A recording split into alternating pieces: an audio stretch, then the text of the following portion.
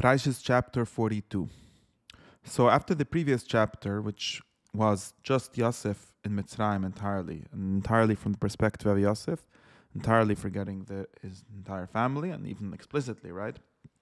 He gave names to his children, named after him, forgetting the pain that he had in his family's house, in his father's house, and for being successful in Mitzrayim. Now, finally, we have the story returning to Canaan, and this is why I think whoever put the chapters here didn't have such a bad idea, because this is where the story finally starts to close the circle. As we've been discussing, all the stories of Yosef have these great circles. There you start with Yosef being in his parents' house, and being in a fight with his brothers, and being sold. And then that was all after Yosef dreamt that he's going to be the king over them. And it goes back to that slowly by Yosef becoming the king. Firstly, he became the king in Mitzrayim over the Mitzrayim. And now it's going back to his brothers. So we're starting to also return to his father's house. So if we could describe the Yosef being sold as two distinct parts of one problem. One is that he's sold. He's a slave. And the second one is that he's away from his father's house. So he definitely can't be king over them, but also he's away from them. And in a certain sense, in one aspect of the story, that was fine with Yosef. He seemed to have been happy with that. There's a famous question that people ask, why wouldn't Yosef send his father a message or something that is okay? But it seems like Yosef was focused on this aspect, that he became successful after being sold into slavery. He was less focused on the aspect of his family. But now slowly we get the story returning back to that, and it takes a long time, and there are many different stages of this happening, and all the way until the end, much later, where he meets his father finally again, and even the story of him reconciling with his brothers only after his father dies. So there seems to be many stages in the story, and possibly part of them are Yosef himself coming to terms with returning to his family. But in any case, here we have the first key, the first link that returns Yosef to his family, or returns his family to him, rather, we should say. And the link was discussed already in the end of the last chapter. Since we broadened the story, the first story of Yosef was that there will be a hunger in Egypt, and now the hunger is in all of the lands around and around. I've read somewhere yesterday that there are some situations, some climate situations, which can cause both Egypt and Canaan to have a hunger at the same time, or for the same reason. And now Egypt, because of Yosef's preparations that he made there, becomes the provider for all the lands around. And we already had this kind of pattern with Avram, who went down to Mitzrayim in order to survive a hunger that was in Canaan. So similarly, the story with Yosef, but here it's different, because then seems like there was a hunger in Mitzrayim, in Canaan itself, in Canaan only, and in Mitzrayim there was food, so Avram went down to Mitzrayim to eat food. Now there's a different situation where there's a hunger all over, but Mitzrayim has this secret trick because of Yosef, and they have food because of that. So all the land, which means maybe here something like all the earth, probably not literally all the earth, but all the surrounding earth, all the surrounding land, comes to Mitzrayim to buy from Yosef. Now it sounds like Yosef, maybe that's why the story says that Yosef changed his name. So the brothers who are coming also now to buy food from Yosef, they don't know his name because he's called Safran Spanach, he's not called Yosef, so it's not like everyone knows that he is Yosef. So now we're back in Canaan, and we're speaking from the perspective of Yaakov. Yaakov sees that there is shever, there is food in Mitzrayim, and so he tells his sons, Lamut Esroi. What does that mean? Rashi seems to interpret it to mean that maybe Yaakov could have survived. He had some ways of, maybe he had money to buy food from other places, but it wouldn't be nice relative to his neighbors to be the only one that has food. But from the next part, that seems not like such a reasonable pshat, because he says he's heard that there is food in Mitzrayim. Go down to there and get us so we don't die. So it seems like otherwise he would have died. Of course, that literally died because he has money to buy the food with, which is an important thing to notice, right? If you're living entirely off the land, then you don't really have money left over from last year. If there's a hunger one year or maybe 2 years in a row, you totally die because you don't have any saved up money. Yaakov is a businessman. He has sources of income. He has sources of money, and he could exchange his money for food. So he's going to Mitzrayim because he heard there's food in Mitzrayim. And so Yosef's 10 siblings, Yosef's 10 brothers, go down to Mitzrayim, besides for Benjamin. And here we discover a new thing. Yaakov has been very worried since Yosef disappeared. He's been very worried as Yosef's little brother. Benjamin didn't send him because he was afraid maybe a usain, something like a tragedy. That's how we translate it. I'm not sure if that's the original meaning of the word, but something bad will happen to him, like has happened to his brother. Of course, if so, why does he let all the other 10 brothers go? And why is it needed for all the 10 brothers to go? Why can't he just send one? Maybe there's still some favoritism that Yaakov is showing to Benjamin, who is the daughter of his favorite wife, Rachel, and like being more worried that he will die than the others. Or maybe that was accepted. He was the youngest, so for the same reason that he loved Yosef for being the youngest son, now he loves Benjamin for being the youngest. And maybe they had to send all 10 because they had to bring a lot of food. They have a big household. Okay. So we move to watching the brothers, the children of Yisrael, literally, Bnei Yisrael, but here it's literal, right? Later, Bnei Yisrael is a name for the Jewish people, the children of Israel. Now it's literally the children of Israel, going down to Mitzrayim. And Yosef, he is the one who controls the land. He is reigning there. He is giving food to everyone. And so the brothers come to Yosef and they bow down to him. So this is most explicit, or the first move where the brothers come back to Yosef is they bow to them, which is explicitly what he has predicted in his dream, that they will bow down to him. And now we have an important pasuk that switches perspectives. It gives the perspective of Yosef to this. So until now in this chapter, in this story, we have the specter of Yaakov and his brothers who are simply going down to Mitzrayim to get food to provide for their families. And they're bowing to Yosef, which we know as Yosef. They probably don't know him as Yosef, just as the leader, as the pasuk said a minute ago. But Yosef is the leader of this country, and therefore they're bowing down to him. But now we turn to Yosef's perspective for a second, and that is in order to explain what will happen next. So Yosef recognizes his brothers, he knows who they are, and therefore he pretends not to know them.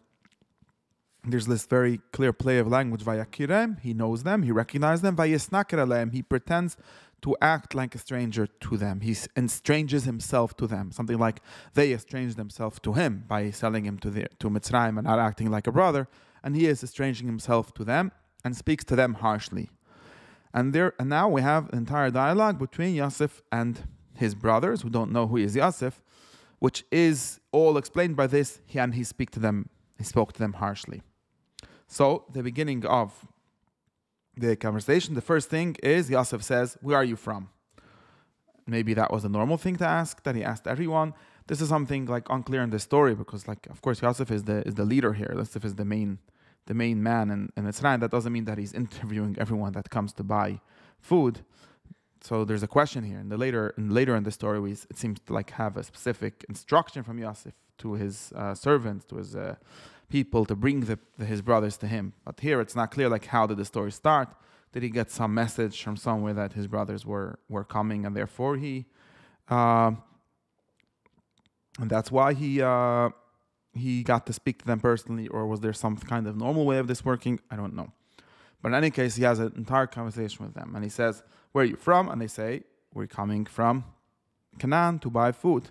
And here we have again the pasuk. It says, "Vayakir Yosef echav haim lo yikiru."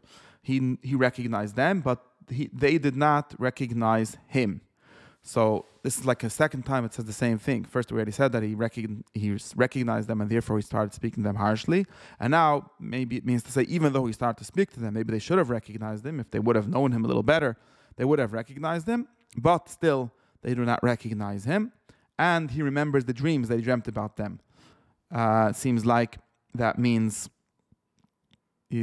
now it says that he remembered the dreams. He should remember or know that every time it says in Tanakh someone remembered something, it never means something internal. Like he remembered, okay, he thought about it in his heart. What it means is that he remembered, and in other words, it was brought to his consciousness, and therefore he's doing something about it.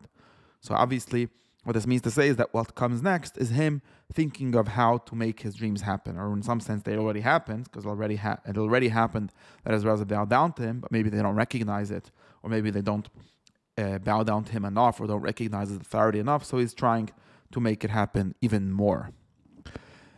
And so we have a second part of a conversation. Like previously, it was just like pleasantries. Okay, who are you? Where are you from?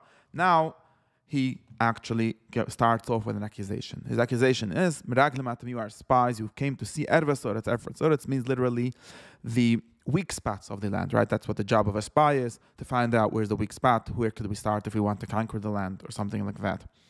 It's not clear to me what's the context of this. Like, is Mitzrayim a country that is threatened all the time by Canaan? Like, maybe they're sending spies in order to conquer them, in order to start a war with them. What's this paranoia all about? I'm not sure. But that's what he claims. And they answer him something kind of weird and not clear how it's related to the accusation. They say, no, we're not spies.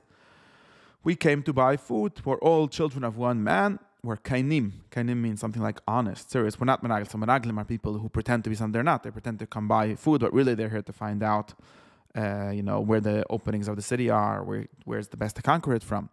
So they say, no, we're honest. We came to buy food, and that's what we're about. And seeming to establish their credentials as normal people, just a family who came to buy food, they provide a lot of information about their family. They give the full family story. There's 12 brothers. We're all children of one man. The smallest is still home. One more is missing. And that's supposed to explain how this is just a family, and the fact that there's so many people and maybe so many, what we call now military age men, is just a coincidence, since they're all part of one family. Now, what is interesting here is, since we readers obviously know that this Ha'echad Einenu, Yosef, is the one they're speaking to, so we're supposed to imagine what Yosef is thinking now. And this is like him hearing about his family and how everything is going on. But now, if we turn to how it looks from the perspective of the people in this story, Yosef at least pretends to be not at all convinced by this response. Maybe he seems to claim that it makes it even worse. Says, this is what I've said, you are spies. It's not clear how he means to say that this is how he said it. Maybe he means to say, your cover story isn't very convincing. You've made it sound even less realistic than it is. And therefore he proposes a test. And he swears in the name of Pare. He says, this is the protest. I swear that this is the only way you'll get out of this. If you bring your smaller brother, then we'll know that you're true. I think the simplest way to understand this test, since it has to make some kind of sense, is something like this. They're pretending that they're a family, and they give the whole background story, and they even add some details about this brother, to make it sound more real. And Yosef was claiming, listen, you're not brothers. You're just a bunch of random strangers who got together to create some kind of militia to conquer Mitzrayim. And obviously, you just added this little piece of color about this small brother, to make it sound more like a family. How about you prove that you actually have such a brother? And he's pretending as if probably you don't really, and therefore you won't be able to produce his brother, and therefore you will prove that your whole story is a cover story and is a lie. And that's what he says. If not, I swear to Pare that you are spies. In other words, I'm sure that you're spies. This story isn't convincing anyone. And he puts them in a mishmar, in a prison, in under watch for 3 days. And this is probably meant to remind us of Yosef being b'mishmar, b'sarat tabuchim, the same word, the same kind of thing. Maybe he thinks that, you put me in jail, I'll put you in jail. And then on the 3rd day, he comes to them and he tells them like this. A new thing. A minute ago, he swore in the name of Pare. Now he speaks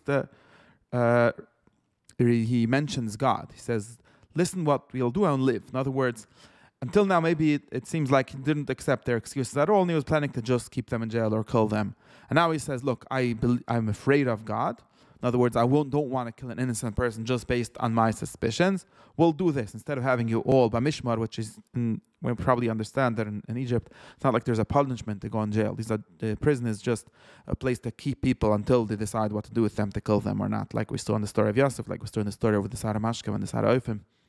So he's saying, look, I have a new proposal. Let's try to be more honest. Let's try to be more fair. You claim to be just people. Let's try. We'll actually do the test. I will just leave one of you here, like as a hostage. You go home, bring food for your families, who I claim doesn't exist, but let's see. And then you bring back your small brother, your little brother, and then we will prove your words if you're correct, and then I won't die. And that's what they do. And now, very interestingly, we have again a shift in perspective to the brothers between each other, and they're speaking to each other, and they say, after this, and it's interesting, why is it at this stage? It should have been in the previous stage, but the point, it has to happen here because we need it to be in front of Yosef, this dialogue. So we could have the next part where Yosef really hears and has to pretend that he didn't hear that, which is like a very important part of this whole story, where there's these people that are brothers, but they don't really, only one side recognizes that they're brothers, and there's a lot of emotional dynamics going on here.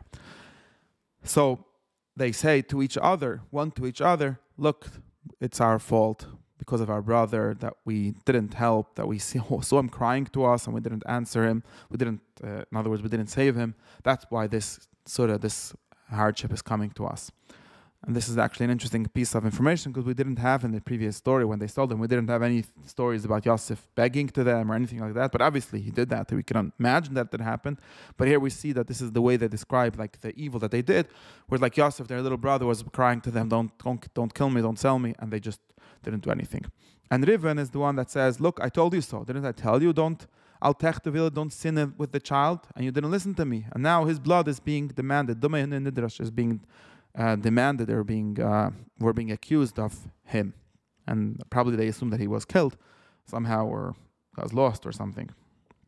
And the pasuk tells us, clarifies to us this weird situation where two people are in one room, but they're sort of behind the curtain. They don't understand each other. That they don't know that Yosef is listening because there was an interpreter between them. So Yosef, of course, pretends not to speak whichever language they were speaking, maybe Ivris, which is the language of Ivrim, and Yosef is speaking to them in Egyptian, and they have an interpreter because they both don't understand each other. And he turns around from them and cries. This is something Yosef keeps on doing in this part of the story. He gets emotional, he cries, but not in front of them, so they shouldn't notice. And he returns back to them, sort of, like I said, and later washes his face and speaks to them. In other words, speaks to them back. He's put back on his mask of being harsh to them, takes Shimon, locks him up in front of them, and we're back to Yosef playing this scary role with his brothers.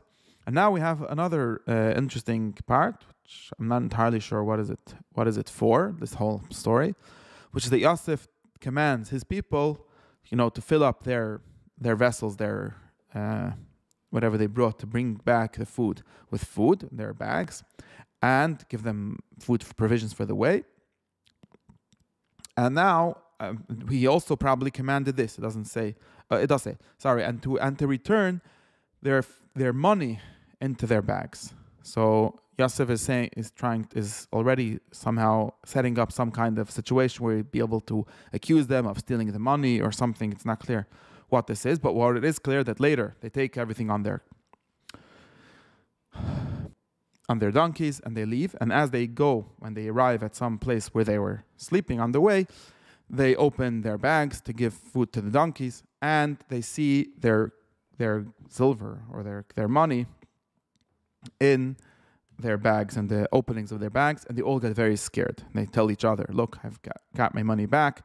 Their heart goes out, literally, and they shudder, they're scared, and they said, what did God do to us? In other words, they seem that something is wrong here, and it looks like they think this is part of the this king, this Mitzri person trying to find a way to find some libel on us, just like he found this idea that we're spies. They're going to claim that we're stealing his money also, and they're very scared. But it doesn't say what happens. Obviously, they're on the way back to Canaan, so it's not like there's something going to happen now. And there their story returns back to Canaan and back to the perspective of Yaakov, who is not really part of any of this and has to be told. They come back to Yaakov, they tell them the whole story, and it repeats the whole story as they told it to Yaakov. And they're, in other words, they're barely asking Yaakov to send along Binyamin with them for next time. They tell him, this is the man accused us of being spies. We told him we're not. And he told us we have to bring our brother to prove it. And then he will return their brother to them and allow them to buy things.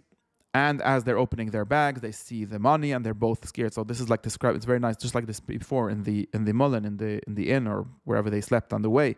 We have like description of them opening their bags and seeing the money and getting scared. The same exact thing happens in front of their father. They don't just tell him, and there was also this thing with our money being somehow mysteriously back in our bags, and this is probably some kind of libel being set up. But we literally describe them sitting in front of their father and opening their bags, and they're all shuddering. Now, but Yaakov is not impressed by all of this. Yaakov seems to be like we had in the end of the first chapter of the Yosef story, where he's very brokenhearted. He's mourning his son all of his days, and he seems to have not recovered from this yet. I mean, he didn't recover from this yet. And he therefore also is very worried and not very excited to send Binyamin even at the cost of that's the cost of getting back Shimon, and that's the cost of getting more food. And Yaakov tells his children, look, you've caused me to lose my child. Shikaltem, which is a special word for a father that loses his child or a mother. I don't have Yosef, I don't have Shimon. You're going to take Benjamin also. He doesn't really trust that he's going to get back Shimon, right? He's saying like, look, I have 2 children missing. You want me to lose a 3rd child? And it even tries to propose something. It even says, you know something, you will kill my 2 children if I don't bring him back. This is really an exaggerated way. Obviously, probably doesn't really mean that Yaakov should kill his 2 children, but he's saying, I take responsibility. I will, in some sense, as if I will allow you to kill my 2 children as a hostage, and so to speak. That I take responsibility. But Yaakov probably remembers the last time that Reuven take responsibility for something. Obviously, Reuven was the oldest, and he must have been responsible for the brothers when they went to Shechem, and that didn't work out very well. So he says, no, my child will not go down with you. His brother died. He's the only one left. Something will happen on the way. And my old age will go down in sadness to Sheol. And he already said this about Yosef, but then it will be doubly happened. And that's where we sort of get stuck. We stop in this story, or this chapter ends here.